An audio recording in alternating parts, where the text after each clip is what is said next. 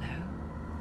Ninja Theory used to make awesome and great games like Heavenly Sword, Enslaved, and DMC. And HellBlade is not an exception to that. In fact, it's their best game so far, if it's not one of the best games in general. You're safe with me. HellBlade's main focus here is mental illness, to be more specific, psychosis. That's why we see every aspect of the game is built around that.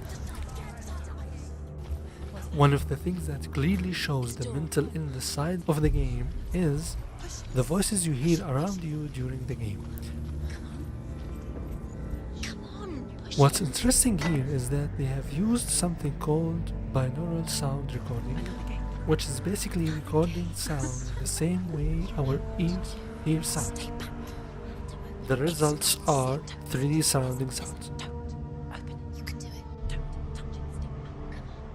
Now let's talk about the most interesting part here, the story. This game tells a story about a Celtic warrior named Senua, who suffers from psychosis, living among a religious Celtic clan who seem to believe that mental illness is some kind of a curse. People who suffer it should be purged. Everything behind. The home. Senua then faces a painful tragedy that makes her mental illness even worse, forcing her to go into some sort of a journey to heal herself. And that journey leads her to a Norseman territory, where she has to deal with some Norse mythology stuff over there. It changes everything. Turning home into a foreign land and loved ones into strangers.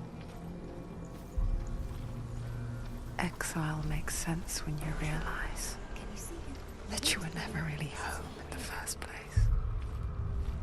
Now let's talk about the gameplay. HellBlade is a third-person view game with hack and slash game fights.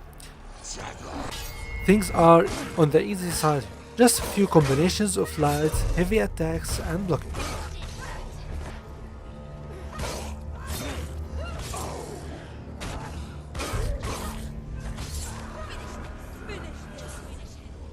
The game also offers quite a bunch of puzzles in it. Most of them are going to be solved in the same way, which is by matching Norse letters. It's actually not hard to solve them, but sometimes you have to be standing in the exact specific places in order to get it right.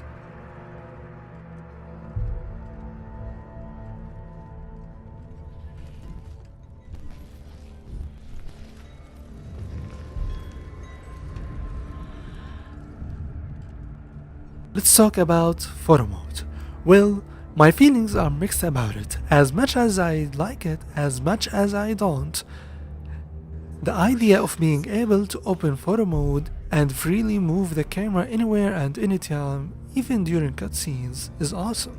I've never seen any game doing that before. However, it's hard to get the desired settings right. Let's say you want to get a nice focus on the character while having a blurry background. You gotta deal with a lot of sliders, and you might get bored before getting what you want. Sometimes, no matter what you do, the original scene is rendered with filters that you can't undo in the photo mode, leaving you blocked from getting your nice photo the way you want.